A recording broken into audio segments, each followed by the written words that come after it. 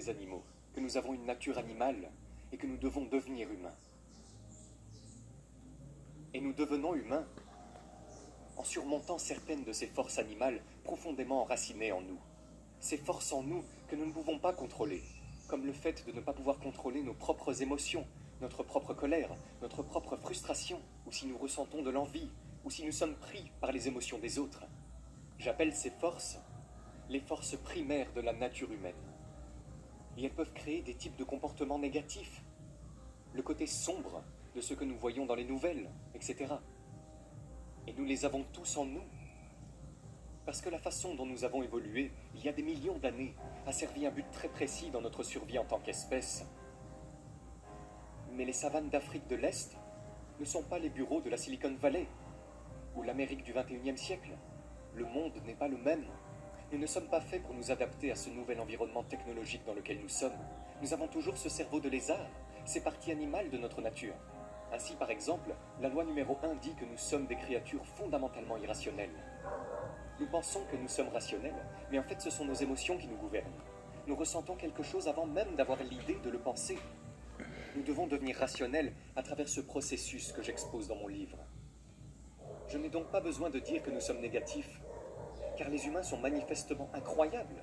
Regardez ce que nous avons créé. C'est un éventail de guises si vous pensez à qui nous étions il y a des millions d'années et où nous sommes maintenant. Nous sommes manifestement capables de réalisations incroyables. Nous sommes également l'animal social le plus brillant de la planète. Nous sommes capables de coopérer et de travailler en équipe à un niveau qu'aucun autre animal n'a jamais atteint. Donc il y a évidemment un autre côté de l'histoire. Mais pour devenir plus grand, pour devenir vraiment humain, nous devons surmonter ces forces que j'ai exposées. Par exemple, nous sommes construits pour nous comparer constamment aux autres. Nous pensons toujours à ce que l'autre personne a et comment nous sommes par rapport à elle. Recevons-nous autant d'attention que cette autre personne? Cela commence avec nos enfants. Nos parents nous accordent-ils plus d'attention qu'à nos frères et sœurs? Ainsi, nous nous comparons continuellement en termes de rang, de pouvoir, de statut aux personnes qui nous entourent. Et c'est une force profonde en nous. Et c'est constant, chaque jour, chaque instant. Et on ne se rend pas compte qu'on est en train de vivre ça. Et les médias sociaux exacerbent complètement cette tendance de la nature humaine.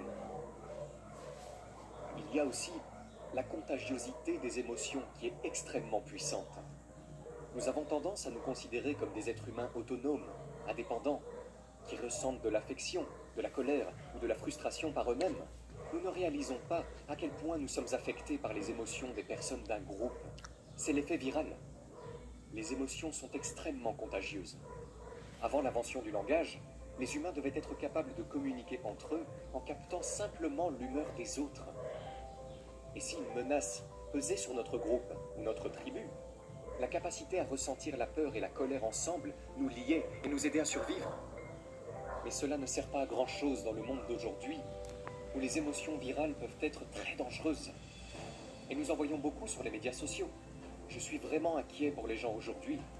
Mais maintenant, mon inquiétude est que les gens sont tellement immergés dans leurs smartphones, dans leur technologie, qu'ils ne comprennent pas les gens. Ils n'observent pas les gens. Et cela a été documenté dans des études selon lesquelles les niveaux d'égocentrisme et de narcissisme des jeunes, par exemple, n'ont cessé d'augmenter depuis les années 70.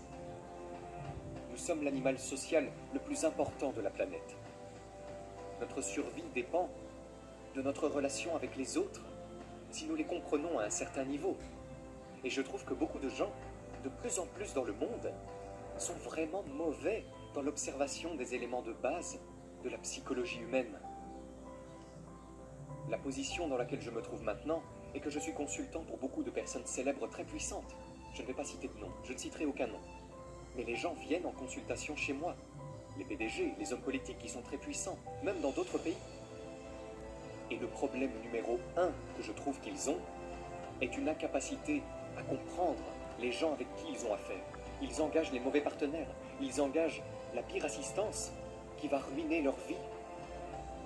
Ce sont des gens qui sont techniquement brillants, ils comprennent leur domaine, ils comprennent le marketing, etc. Mais ils ne comprennent pas l'essentiel sur les gens qui les entourent. Et ils font des embauches terribles, où ils épousent absolument la mauvaise personne pour eux dans leur vie. Leurs émotions, ou vous savez, leurs relations personnelles pour les faire tomber. C'est comme notre talon d'Achille. Et je pense que ça a empiré dans le monde d'aujourd'hui. Donc ma colère était que les gens soient tellement concentrés sur la technologie. Mais nous devons nous concentrer beaucoup plus sur la nature humaine, sur la compréhension des gens. C'est la première compétence dont on a besoin dans la vie. Il y a quelque chose de profondément ancré dans chaque personne, une nature individuelle particulière que nous avons tous. Et cela nous pousse à adopter des comportements compulsifs. J'ai moi-même ce problème. Je remarque qu'à chaque fois que j'écris un livre, je me dis, je vais faire un livre court, je ne vais pas ruiner ma santé, je ne vais pas faire autant de recherches. Et puis, à chaque fois, je recommence le même processus. Je n'arrive pas à briser ce schéma, n'est-ce pas? Et tout le monde l'a. D'où vient ce schéma? Une partie de notre ADN, de notre génétique, des choses que nous ne pouvons pas contrôler, que nous avons héritées de nos parents. Une partie vient de notre attachement précoce. Et d'autres viennent de notre vieillissement et de notre interaction avec des enseignants, des mentors et diverses personnes qui créent une certaine façon de nous voir. Si les gens continuent à nous dire que nous ne sommes pas vraiment dignes, que nous ne sommes pas de bons élèves, nous l'intériorisons et nous finissons par devenir comme ça. Donc, c'est un mélange de choses. Vous savez, chaque personne a un mélange de ses qualités. Et vous devez en quelque sorte démêler les différents fils dans votre rédaction. Mais ce que je veux dire, c'est que tu es un mystère pour toi-même. Vous ne savez pas qui vous êtes. Tu as des modèles de comportement et tu ne les comprends même pas. Tu ne sais pas pourquoi tu es en colère. Vous pensez que vous êtes en colère parce que cette personne vous a dit quelque chose de méchant ou a fait quelque chose de mal. Mais en fait, votre colère provient probablement de choses du plus profond de votre enfance. Et vous ne réagissez pas à cette personne, mais à vos parents et à ce qu'ils ne vous ont pas donné. Vous savez, l'origine de la sagesse selon les Grecs était « connais-toi toi-même », n'est-ce pas? Et je crois fermement que la connaissance de qui vous êtes est une fin en soi et vous aidera de bien des façons à devenir l'être humain que nous avons tous le potentiel de devenir. Je crois donc beaucoup aux petits pas, à l'apprentissage quotidien des choses. Normalement, quand on ressent une émotion ou qu'on a une idée, on ne l'examine pas. Nous supposons simplement que c'est venu naturellement par nous-mêmes. Je veux que vous vous examiniez chaque jour et que vous vous demandiez « Pourquoi ai-je cette idée ? Pourquoi est-ce que je ressens cette émotion soudaine ?» Et ce n'est pas facile. Cela peut prendre du temps et nécessiter un degré d'introspection avec lequel vous n'êtes pas à l'aise. Mais si vous commencez à vous demander « Pourquoi je me sens comme ça ?», à l'examiner et à chercher d'autres sources, vous pouvez commencer à comprendre au lieu d'accepter simplement comment vous vous sentez ou que vous avez telle ou telle idée. Alors remettez-vous en question. Arrêtez de croire que tout ce que vous faites est si brillant, si intelligent et si juste. Et imaginez que peut-être vos idées ne viennent pas de vous-même. Peut-être que vous ressentez une certaine colère politique ou quoi que ce soit d'autre parce que vous le supposez simplement à partir d'autres personnes.